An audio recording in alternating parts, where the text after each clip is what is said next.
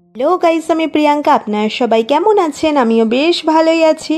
তো চিকেন তো অনেক রকমভাবে ট্রাই করেছি, আজ বানাবো পোড়া মশলাই চিকেন। তো প্রথমেই আমি 800 গ্রাম চিকেনকে ভালো করে ধুয়ে পরিষ্কার করে নিয়েছি, আর এবার এটাকে ম্যারিনেট করব। তার জন্য বেশ কিছুটা পরিমাণ মতো নুন আর টক দই দিয়ে ম্যারিনেট করে ফ্রিজে ওই আধা ঘন্টার মতন স্টোর করে রেখে দেবো।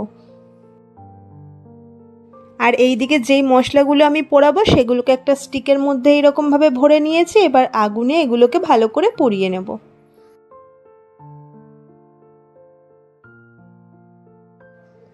তো আমার তো এগুলো পোড়ানো হয়ে গেছে। এবার একটা বাটিতে জল নিয়ে এইগুলো দিয়ে ভালো করে ডলে ডলে পোড়া অংশগুলোকে বাদ দিয়ে দিয়ে ধুয়ে নেব। আর তারপর টুকরো করে নিয়ে মিক্সার গ্রাইন্ডারে দিয়ে এই মশলাটার মিহি পেস্ট বানিয়ে নেব।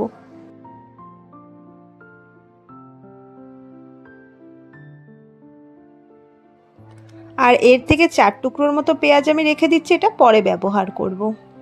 আর এই দিকে কিন্তু ফ্রিজ থেকে আমি চিকেনটাও বার করে নিয়েছি। এবার গ্যাসে একটা কড়াই বসিয়ে তাতে বেশ কিছুটা তেল গরম করে চিকেনগুলো তেলের মধ্যে দিয়ে হাই ফ্লেমে বেশ চিকেনগুলোকে ভেজে নেব।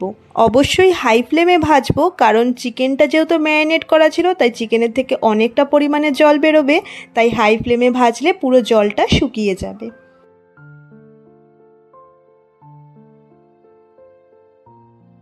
তো চিকেনটা ভাজা হয়ে গেছে, এবার একটা পাত্রে তুলে নিচ্ছি।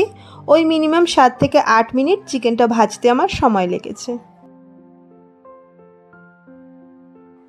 আর এবার চিকেন ফ্রাই করা তেলের মধ্যে দিয়ে দিচ্ছি গোটা গরম মশলা, তেজপাতা, শুকনো লঙ্কা আর গোটা গোলমরিচ।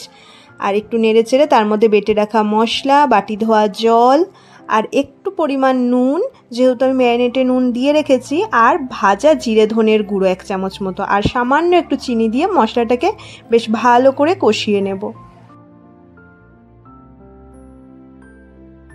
মশলার গা থেকে তেল ছেড়ে আসলেই বুঝতে পারবো মশলাটা কষে গেছে। ওর মধ্যে ভেজে রাখা চিকেনগুলো দিয়ে একটু নাড়িয়ে চাড়িয়ে নিয়ে দিয়ে দেব পরিমাণ মতো জল।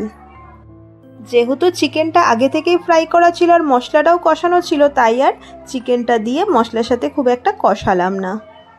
জলটা দিয়ে নেড়ে চেড়ে তার মধ্যে দিয়ে দিলাম একদম সামান্য একটু হলুদ গুঁড়ো, জাস্ট কালারটা খুব সুন্দর হবে তার জন্য।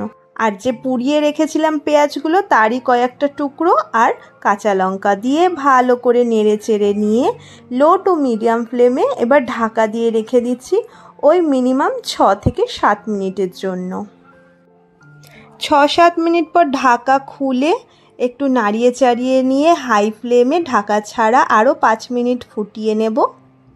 আর সব শেষে হাফ চামচ মতো ভাজা জিরে ধনের গুঁড়ো ছড়িয়ে মিশিয়ে নিয়ে আরও 2 মিনিট রান্না করে নিলেই তৈরি হয়ে যাবে আমাদের পোড়া মশলায় চিকেন কারি।